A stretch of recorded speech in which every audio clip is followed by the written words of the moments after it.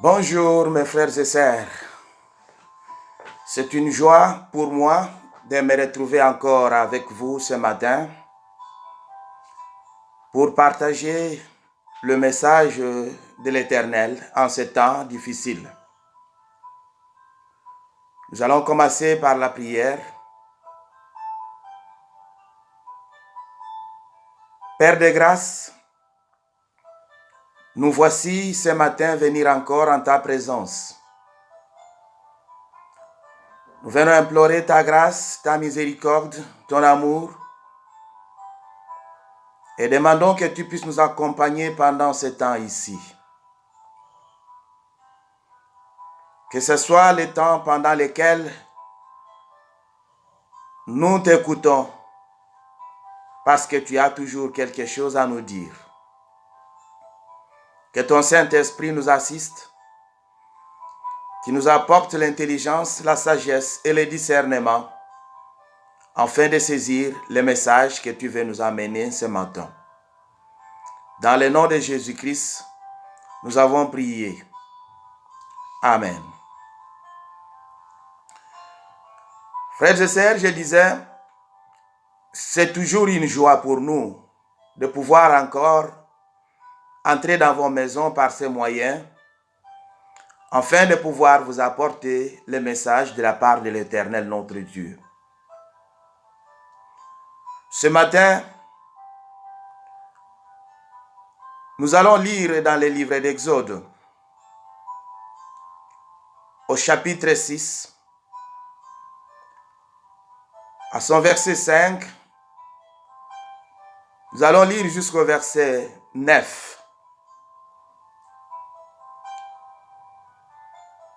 Nous aurons à les lire au fur et à mesure que nous allons avancer. Peuple de Dieu, quand nous entendons les statistiques qu'on nous donne chaque jour par la protection civile, il y a lieu de se rendre compte que la situation est encore loin d'être terminée.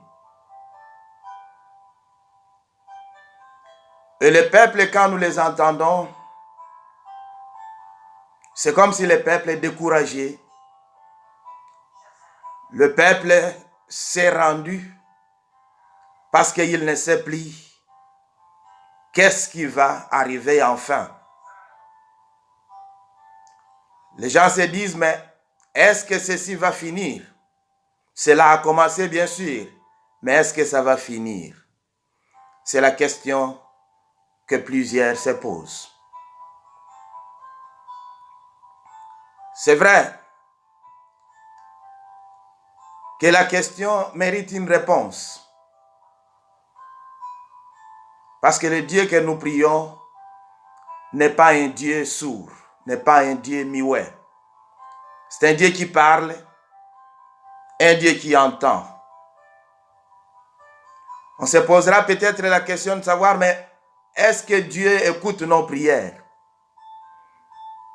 Nous allons nous rendre compte dans ce passage que nous allons lire que Dieu écoute, que Dieu entend et que Dieu répond. Le peuple d'Israël était en Égypte, où il était en train de connaître les mêmes problèmes, les mêmes difficultés, et il était en train de crier nuit et jour pour implorer la grâce de l'Éternel. Dans un premier temps, il n'avait pas assez de problèmes, malgré qu'il était étranger. Mais il est arrivé un moment où ce peuple-là devait subir tout le poids de l'esclavagisme lui imposé par les Égyptiens. Et pendant plus de 400 ans, il était en train de crier, en train de pleurer, en train de chercher que l'Éternel puisse chercher à venir à son secours. Il croupissait dans la douleur de l'esclavagisme. Mais Dieu, comme il l'avait promis à Abraham, les jours où il avait permis, où il avait annoncé que ce peuple-là serait en esclavagisme, il lui avait donné même le temps. Il avait dit, 4 générations passeront par là, après quoi je me souviendrai d'eux et je les sauverai. Au temps fixé, l'Éternel va intervenir et il va se choisir quelqu'un, Moïse, afin de pouvoir venir libérer son peuple. Au verset 5, l'Éternel dit ceci à Moïse. J'ai entendu le gémissement des enfants d'Israël que les Égyptiens tiennent dans la servitude et je me suis souvenu de mon alliance. Je disais au début que Dieu n'a pas ses oreilles bouchées afin de pouvoir ou de ne pas entendre la prière que nous lui adressons ou encore nos plaies. Il entend. Et en réponse, il dit aux enfants d'Israël, par Moïse, il dit, j'ai entendu des gémissements des enfants d'Israël que les Égyptiens tiennent dans la servitude et je me suis souvenu de mon alliance. Dieu avait fait une alliance avec Abraham. Et Dieu, quand il établit, quand il conclut une alliance, il ne l'oublie pas. Mais vous allez vous rendre compte que les alliances de Dieu ont toujours un temps. Dieu ne fait pas une promesse sans donner des précisions. Il fait une promesse. Il vous dit quand est-ce que cette promesse-là va se réaliser. Et au moment voulu, il s'est souvenu qu'il avait fait une alliance ou encore qu'il avait fait une promesse à Abraham. Et il va se souvenir de cette alliance-là. Il va venir au secours aux enfants d'Israël. Dieu n'a pas une mémoire courte. Il n'oublie pas. Il se souvient. Mais s'il peut sembler que Dieu n'écoute pas, c'est peut-être tout simplement parce que le temps défini par lui n'est pas encore arrivé. Notre misère, nos cris, le plaire, nos lamentations, ce n'est pas que Dieu y passe inaperçu. Dieu les écoute. Mais si Dieu attend de répondre, c'est parce que Dieu a un objectif qu'il est en train de poursuivre.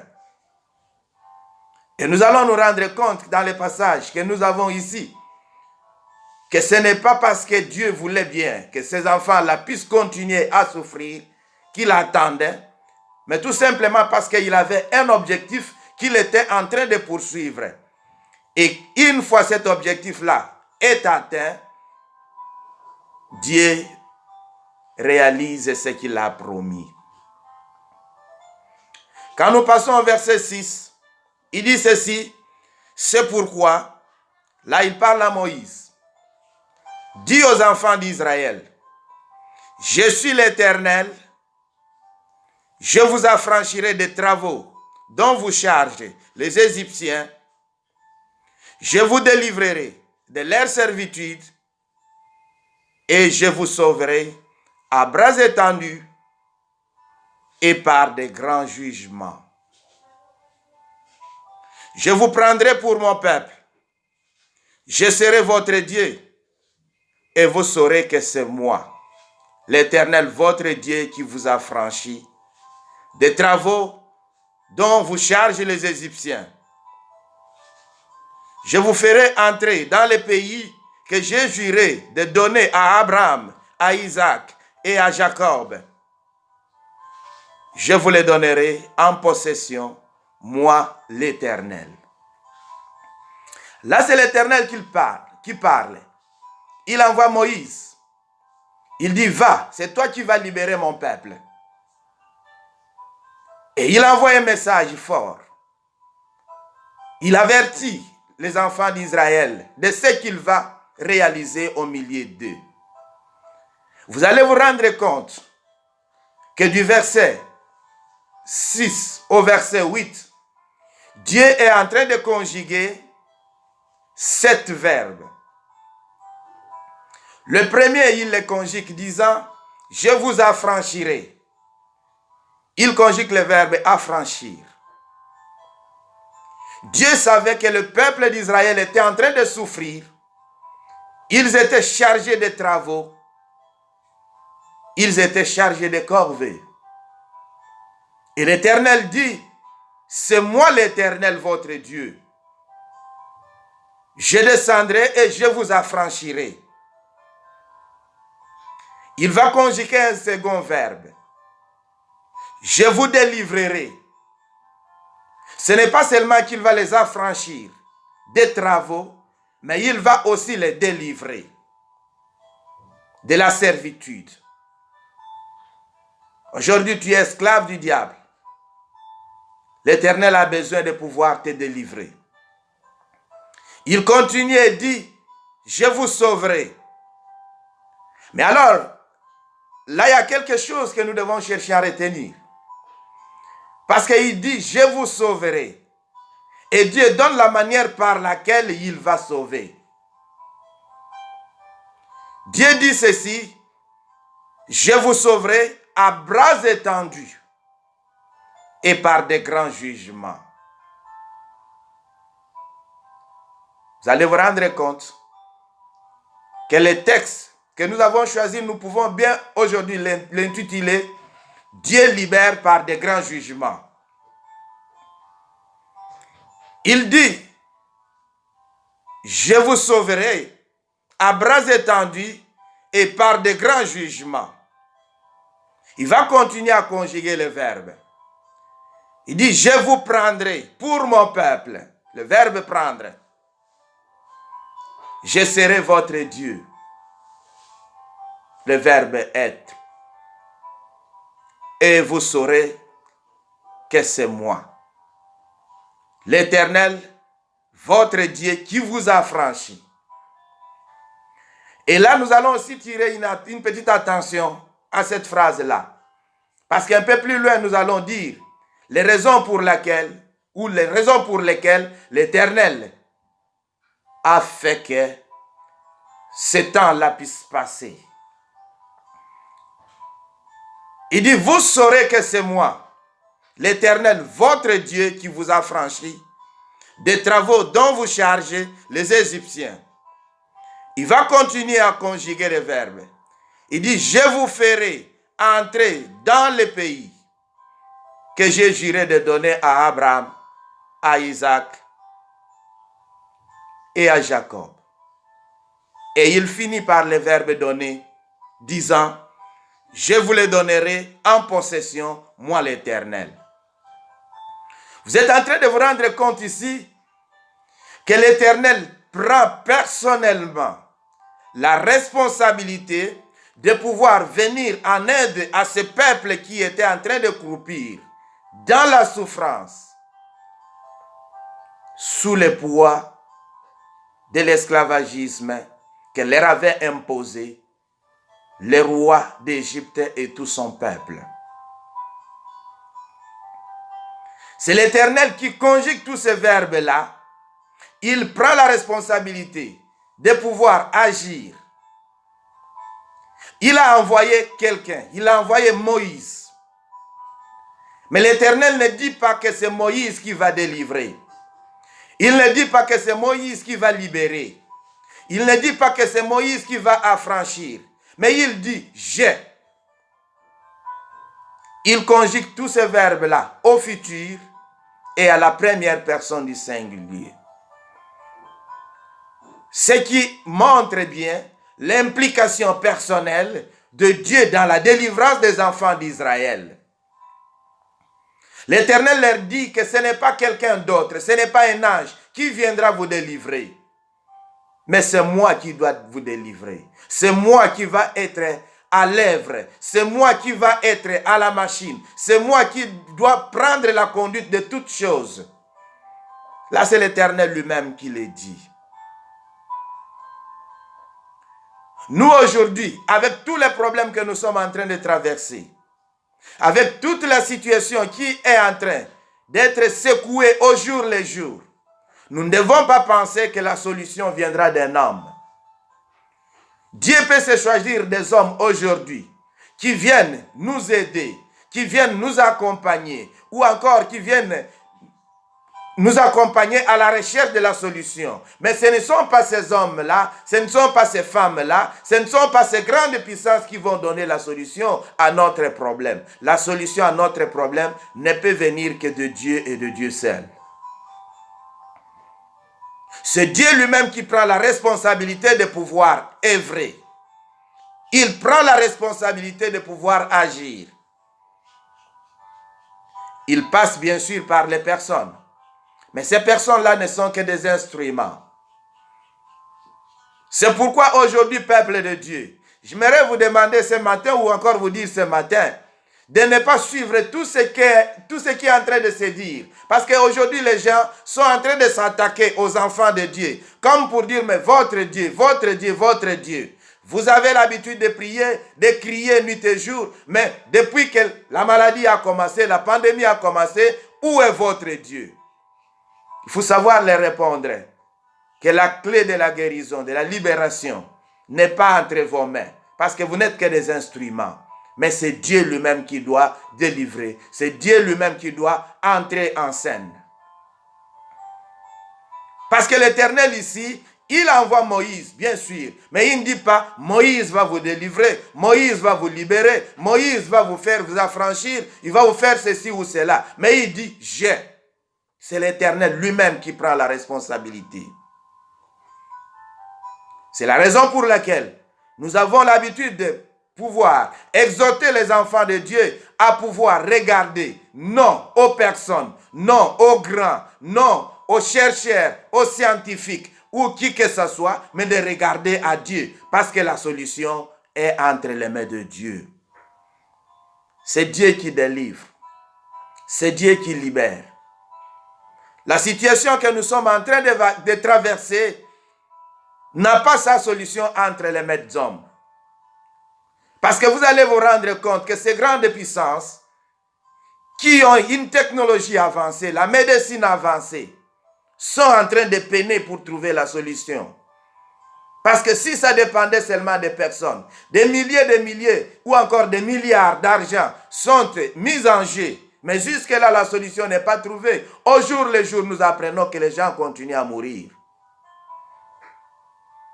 Comme pour nous dire que notre solution, ce n'est pas dans l'homme.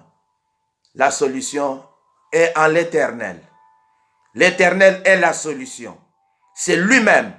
Il s'est investi pour les enfants d'Israël.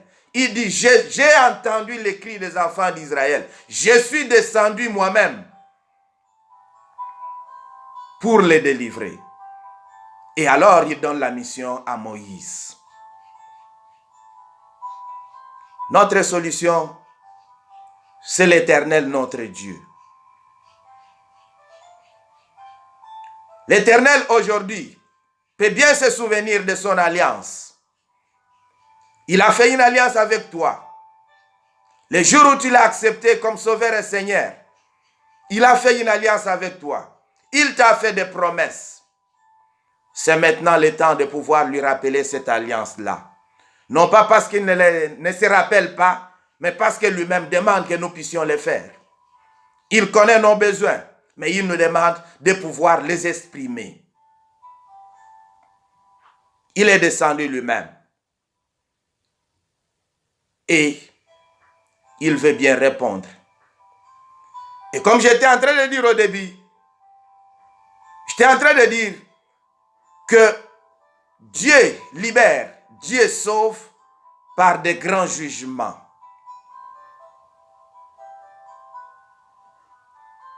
Vous allez vous poser la question de savoir, mais qu'est-ce que nous avons fait?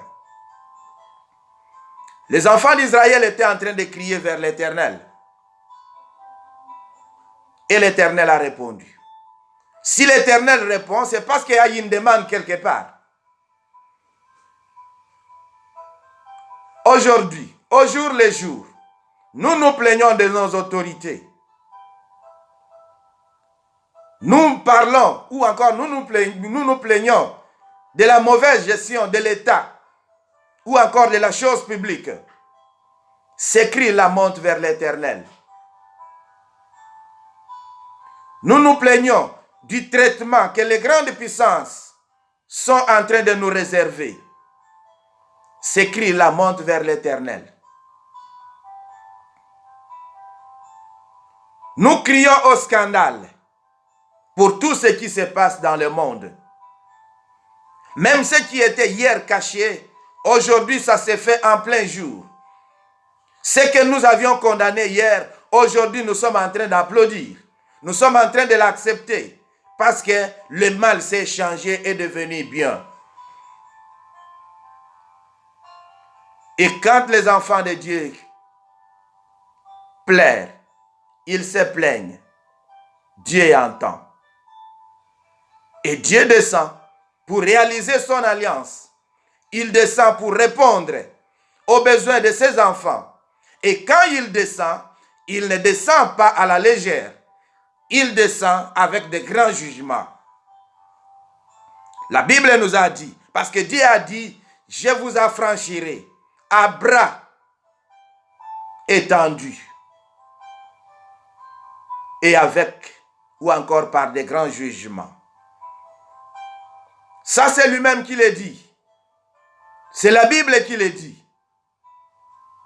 Nous l'avons lu. Il dit, je vous sauverai à bras étendus et par des grands jugements. Et quels sont ces jugements? Ces jugements peuvent être la maladie que nous sommes en train pour laquelle nous sommes en train de nous plaindre aujourd'hui. La pandémie peut être un de ces jugements-là. Vous savez, en Égypte, quels sont les jugements qui sont arrivés aux enfants d'Israël? En fait, aux enfants d'Égypte. Dieu agit par des jugements. Ça peut être une crise. Ça peut être une maladie. Ça peut être le tremblement de terre. Ça peut être l'inondation. Ça peut être la tempête. Dieu agit d'une manière ou d'une autre. Il agit par de grands jugements. Et ces jugements-là arrivent. Ils ne choisissent pas.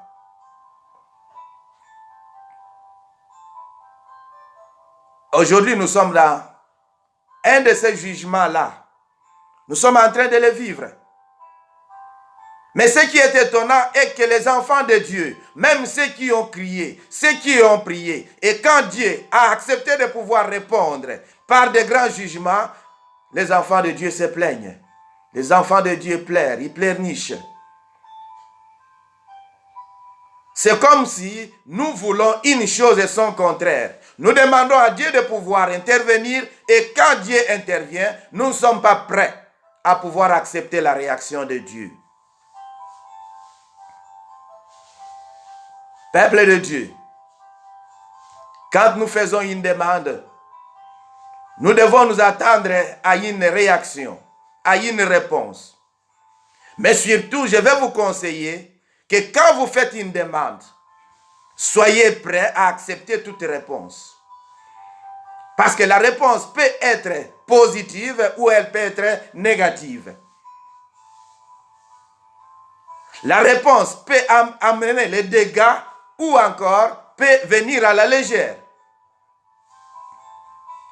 Mais Dieu, lui, quand il agit, quand il réagit, quand il répond aux cris de ses enfants, il agit par des grands jugements. Et ces jugements-là, quand ils arrivent, ce sont des cris et des grincements de dents. Mais alors, les enfants de Dieu doivent avoir le discernement pour chercher à saisir Quel message l'Éternel veut apporter par les jugements qu'il est en train de permettre dans le monde? Aujourd'hui, vous savez que nous sommes plus versés vers les effets de la maladie, les conséquences de la pandémie.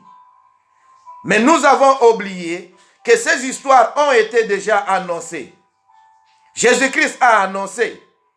Il a dit, vous verrez ceci s'accomplir. Et quand vous le verrez s'accomplir, soyez intelligents. Comprenez que le temps de la fin est en train d'approcher. Les enfants de Dieu aujourd'hui sont même dans la distraction. Ils ne savent pas lire les signes des temps. Nous ne savons pas lire les signes des temps. Parce que plus nous sommes dans la misère, plus nous sommes opprimés, plus nous sommes dans la souffrance, nous oublions même ce que nous devrions faire.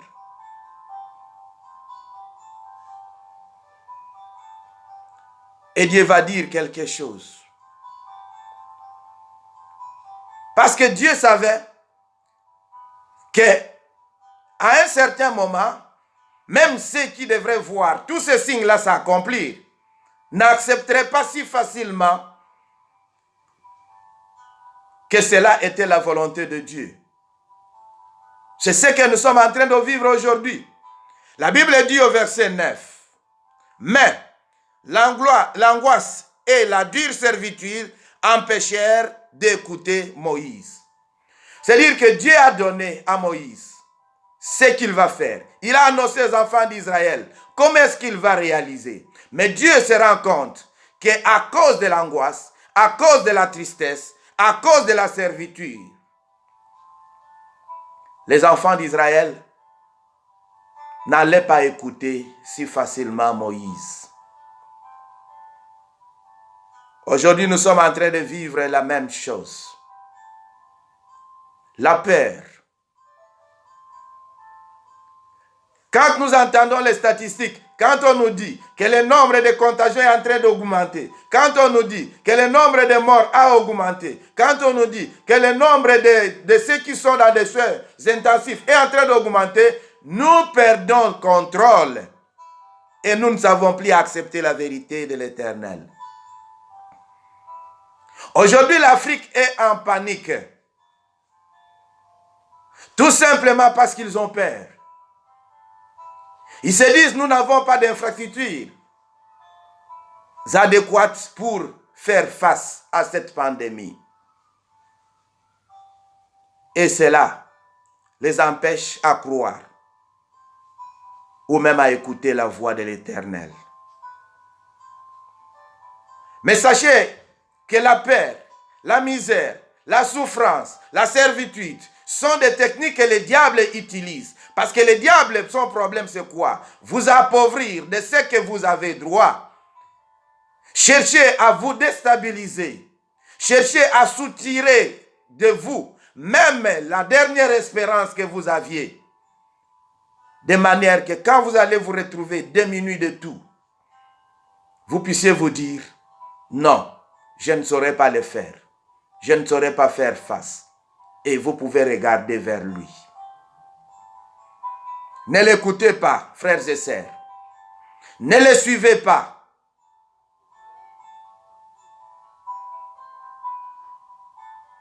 Le problème du diable est que vous soyez sans force, que vous soyez sans moyen de défense, pour que vous puissiez vous tourner vers lui. C'est ce qu'il a toujours fait. Il vient augmenter la situation, ou encore il vient aggraver la situation, de manière que vous puissiez avoir peur, vous dire, ben, avec cette situation, comment est-ce qu'on peut, qui peut survivre? Et là, même quand les prophètes peuvent crier, personne ne les écoutera.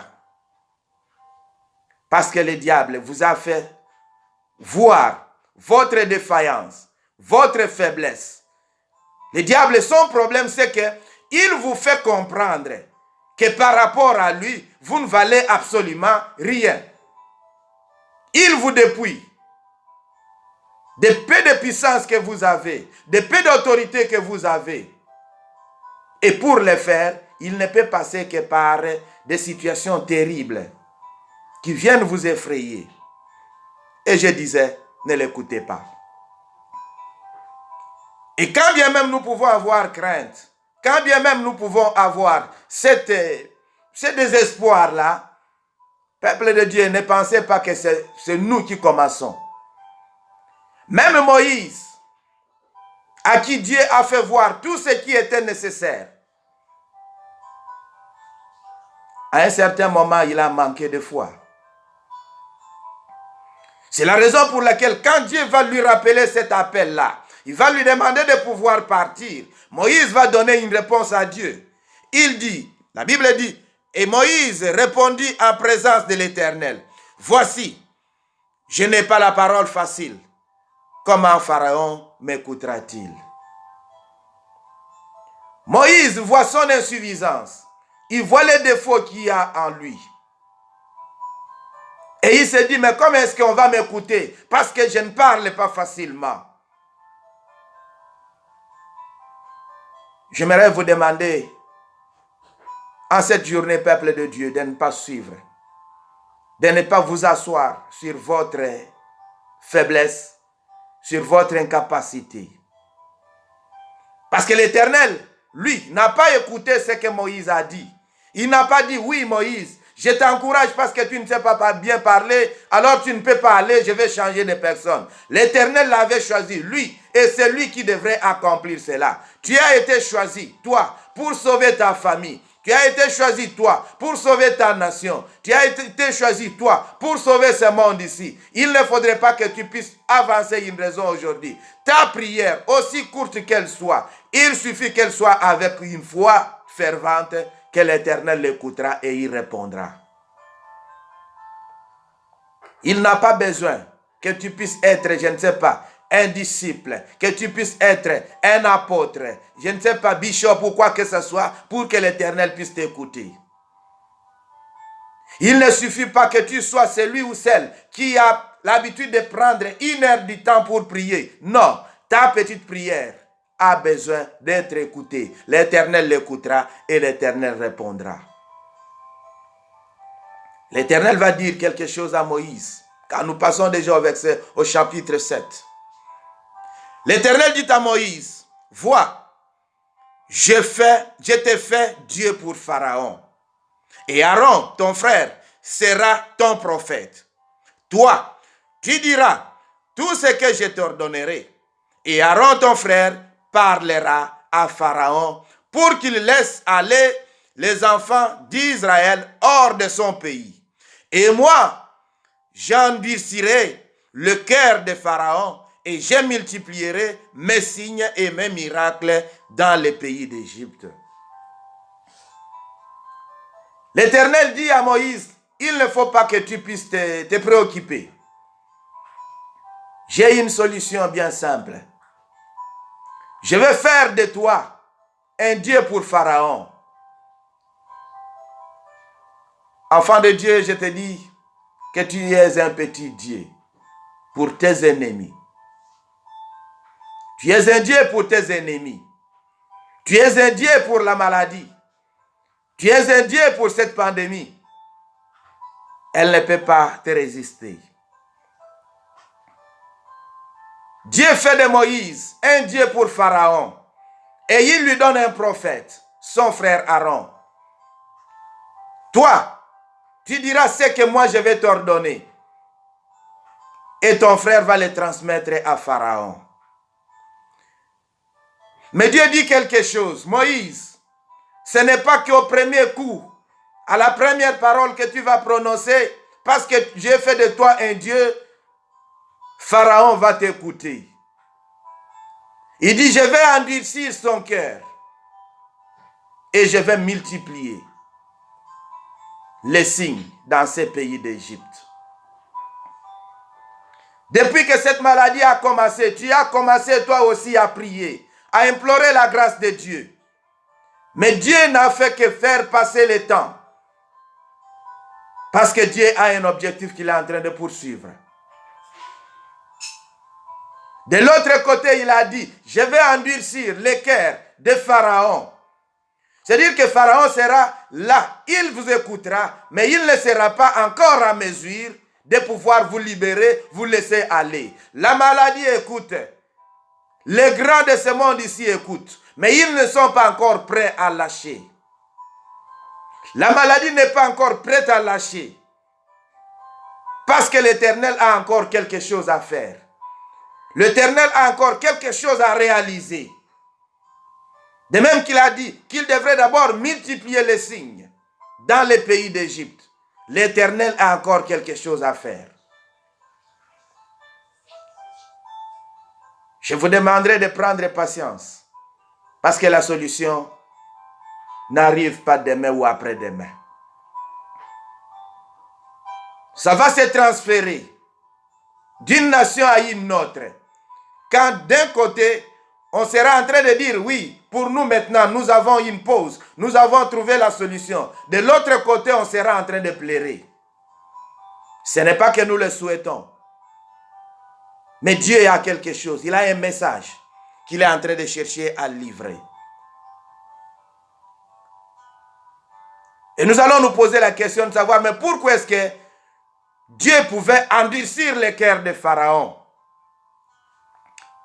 Il y a deux raisons bien simples que nous pouvons donner. La première des raisons, c'était pour les enfants d'Israël. Parce qu'il a dit, je vais faire tout ceci, je vais vous sauver, je vais vous délivrer, je vais vous libérer, je vais pour que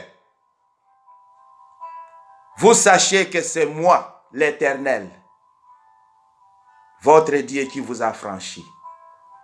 Même le peuple d'Israël devrait tirer une leçon. Ce n'est pas parce que c'est lui qui devrait être délivré que lui n'avait pas de leçon à tirer. Lui aussi devrait se rendre compte que réellement c'est ce Dieu-là qui a appelé leur père, c'est ce Dieu-là qui est descendu pour les délivrer. Ce Dieu-là qui est venu pour les affranchir. Si au premier coup, Dieu pouvait déjà les libérer, quelqu'un pouvait se dire, ah ben, c'est nous qui avons agi. Et si à la première journée de la maladie, un chrétien a crié et que la maladie était finie, un médecin avait commencé à proposer un protocole de traitement, qu'est-ce qu'il dirait? C'est moi, c'est mon protocole qui a réussi. Mais Dieu veut bien que le temps passe pour que l'homme se rende compte de son insuffisance, que l'homme se rende compte de son incapacité, de ses limites, afin qu'il puisse se tourner réellement vers Dieu. L'Éternel a endurci le cœur de Pharaon. Mais de l'autre côté, la seconde raison, ce n'était pas seulement aussi pour les enfants d'Israël, mais aussi pour les enfants d'Égypte. Parce que l'Éternel a dit qu'il va endurcir le cœur de Pharaon. Il va multiplier, lui, il va multiplier les signes. La deuxième raison pour laquelle l'Éternel devrait multiplier les signes, c'est que l'Éternel devrait faire éclater sa gloire.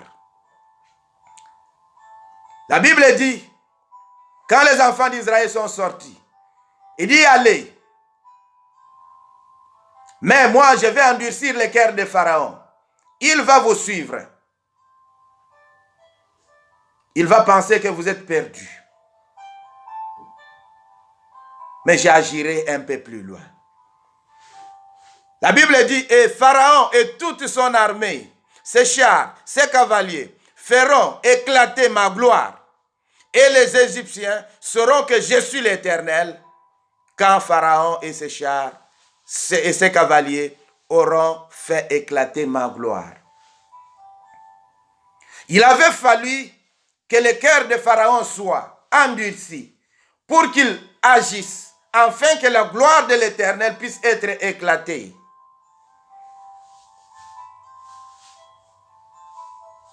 La gloire de l'Éternel n'est pas encore éclatée. Et d'autant plus que la gloire de l'Éternel n'est pas encore éclatée. nous allons continuer à vivre cette situation, d'une manière ou d'une autre.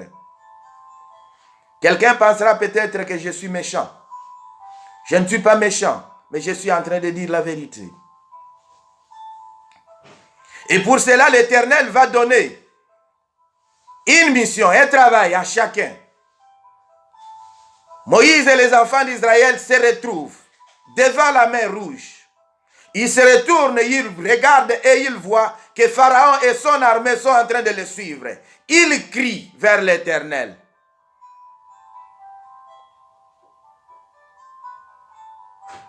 Ils ont cherché même à lapider Moïse. L'Éternel entend encore les cris. Et l'Éternel dit à Moïse, pourquoi ces cris? Parle aux enfants d'Israël et qu'ils marchent.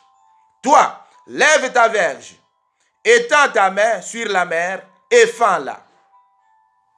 Et les enfants d'Israël entreront au milieu de la mer sec. Et moi, je vais endurcir les cœurs des Égyptiens pour qu'ils entrent après eux. Et Pharaon et toute son armée, ses chars et ses cavaliers feront éclater ma gloire. L'Éternel donne du travail à chacun. Il dit, Moïse, pourquoi tous ces cris ici? Demande aux enfants d'Israël de ne pas s'arrêter, qu'ils marchent. Peuple de Dieu, aujourd'hui vous ne devez pas baisser les mains. Il n'est pas temps pour vous de baisser les bras. Il n'est pas temps pour vous de vous décourager. Mais vous devez vous lever. Vous devez parler. Vous devez crier vers l'Éternel. Vous devez continuer à annoncer la parole de Dieu. Les enfants d'Israël devraient marcher. Moïse avait aussi sa tâche. Lever les bâtons qu'il avait. Et il devrait fendre la mer en deux. Mais de l'autre côté, même l'Éternel, lui aussi avait son travail à faire. Il devrait endurcir les cœurs de Pharaon pour que toute son armée puisse suivre les enfants d'Israël. Pour quel objectif? Parce qu'il devrait faire éclater la gloire de Dieu. Si l'Éternel permet que ceci puisse continuer, c'est parce que les hommes de ce monde ici doivent faire éclater la gloire de Dieu. Ils doivent faire éclater la gloire de Dieu. Elle n'est pas encore éclatée. Quand elle éclatera, tout sera fini. Mais chacun devrait prendre ses responsabilités. Chacun devait faire sa part. Toi, à la maison, tu fais ta part. Les autorités font leur part. Les mondes ou encore les grandes puissances doivent aussi faire leur part.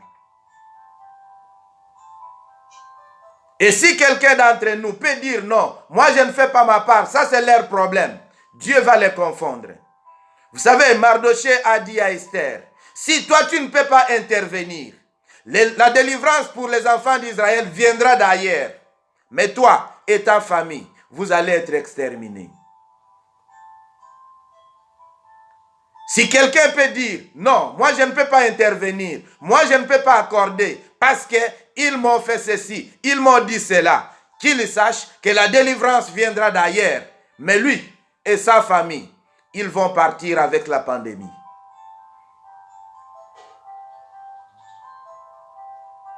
L'Éternel est encore là. Déjà au chapitre 3, à son verset 7, quand il était en train d'envoyer Moïse, il a dit, j'ai vu la souffrance de mon peuple qui est en Égypte. J'ai entendu les cris que lui font pousser ses oppresseurs, car je connais ses douleurs. L'Éternel connaît tes douleurs. L'Éternel connaît tes soucis. L'Éternel connaît tes problèmes. L'Éternel connaît tes préoccupations. Ce n'est pas que l'Éternel ne le sait pas. Il a entendu tes cris. Mais il a besoin que toi, tu puisses faire ta part, afin que lui puisse achever. Parce que le dernier mot, c'est lui qui doit le dire. On peut aujourd'hui nous proposer tout ce qu'on peut nous proposer. Mais d'autant plus que l'Éternel n'aura pas dit son dernier mot, la solution ne sera pas trouvée. Quelle est ta tâche? Comment est-ce que tu as accompli ta tâche? Peut-être tu t'es dit, ce temps ici, c'est un temps de repos. Et tu ne fais plus absolument rien. Mais je vous dis, c'est le temps. C'est le temps de travailler. J'ai toujours l'habitude de dire qu'une seconde que nous, enfants de Dieu, nous prenons pour nous taire, ou nous n'agissons pas, c'est une seconde pendant laquelle le diable fait ravage. Il détruit. C'est la raison pour laquelle Jésus-Christ pouvait dire à ses disciples, veillez, ne dormez pas, veillez. Et aujourd'hui, il nous fait la même recommandation. Ce n'est pas le temps de dormir, mais c'est le temps de pouvoir s'élever. L'Éternel connaît nos souffrances, il connaît nos problèmes, il connaît nos incapacités, il connaît nos insuffisances. Mais il nous demande de ne pas regarder à nous, de ne pas regarder aux autres, mais de regarder à lui. C'est pourquoi il dit, moi, je ferai ceci. C'est ça qu'il a dit. Si nous tenons et nous regardons à lui, si nous regardons à la croix, la délivrance va arriver, nous allons nous réjouir. Et à la fin, quand on fera le comptage, toi et ta famille, vous serez encore là. Parce que même quand ce qui est arrivé en Égypte est arrivé, les enfants d'Israël étaient là, mais ils n'étaient pas en train de subir les mêmes conséquences. Dieu va te préserver, Dieu va te garder, mais il a besoin que toi, tu puisses regarder à lui. Que Dieu vous bénisse et on va prier. Père de grâce, une fois de plus, nous te disons merci. Je viens remettre entre tes saintes mains tous ceux qui, en direct, m'ont suivi et tous ceux qui me suivront d'une manière ou d'une autre. Je demande que toi, c'est l'Éternel Dieu de gloire, puisses les bénir, que tu puisses les protéger et surtout que tu puisses, Éternel Dieu de bonté, susciter en eux un intérêt particulier pour toi. Tendre Père, c'est toi qui as préservé les enfants d'Israël en Égypte. Tu les as protégés pendant que de l'autre côté, les dégâts étaient en train de se réaliser. Protège tes enfants. Protège ceux qui croient en toi. Garde. Protège nos nations éternelles et d'amour qui aujourd'hui sont dans la panique parce qu'ils se disent, si en Europe, cela est ainsi, qu'adviendra de chez nous, là où nous n'avons pas de possibilités. Mais toi, tu es la solution au problème de tes enfants. Que toi seul puisses donner la solution. Au nom de Jésus-Christ, nous avons ainsi prié et nous pouvons dire Amen.